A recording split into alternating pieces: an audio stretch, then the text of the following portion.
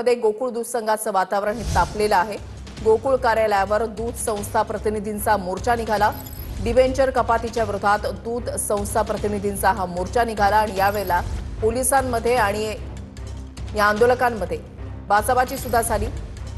तणावपूर्ण वातावरण निर्माण झालेलं होतं। पोलिसांनी या कार्यालय परिसरामधून ही गुरढोरं जी आहेत ती सुद्धा बाहेर काढलेली आहेत। भूषण पाटील आमचे प्रतिनिधी अधिक माहिती देतील। भूषण, सध्या काय घडतंय?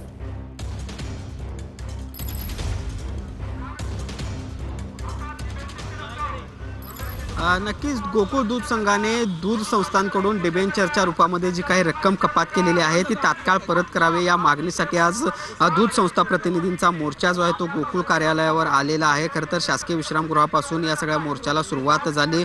विरोधी गटाच्या संचालिका शौमिका महाडिक देखील या सगळ्या मोर्चामध्ये सहभागी झाले होते। सुरुवातीलाच ज्यावेळी या सगळ्या मोर्चामध्ये गायी आणि म्हशी आणण्यात आलेला होता त्याचवेळी पोलिसांनी याला आक्षेप घेतलेला होता आणि कोणतीही दुर्घटना घडू नये यासाठी या सगळ्या गायी आणि म्हशी मोर्चातून बाहेर काढण्यात आलेल्या होत्या। मात्र ज्यावेळी हा मोर्चा गोकुळ संघाच्या कार्यालयाच्या गेटवर आला त्यावेळी मात्र या सगळ्या आंदोलकांनी आक्रमक होत आतमध्ये प्रवेश करण्याचा तर प्रयत्न केलाच, मात्र गायी म्हशीसह आत जाण्याचा प्रयत्न केला। त्यामुळे पोलिसांनी या सगळ्या आंदोलकांना काही काळ अडवून धरलं। त्यामुळे काही काळ वादावादी देखील झाली। अक्षरशः पोलिसांच्या अंगावर धावून जाण्याचा देखील प्रकार झाला। त्यामुळे पोलिसांना लाठीचार्ज देखील आहे तो करावा लागला। मात्र यानंतरही हे सगळे आंदोलक जे आहेत ते आक्रमक राहिले आणि अखेर हे सगळे दूध संस्थांचे प्रतिनिधी आंदोलक जे आहेत ते गोकुळ दूध संघाचं गेट उघडून आत आलेले आहेत। आपण बघतोय आता सध्या विरोधी गटाच्या संचालिका शौमिका महाडिक या गोकुळ संघाचे जे काही आत प्रतिनिधी बसलेले आहेत, एमडी असतील, इतर काही संचालक आतमध्ये आहेत, त्यांच्याशी चर्चा करत आहेत। काय नेमकं या संदर्भात काय करता येईल निवेदन त्यांना देत आहेत। मात्र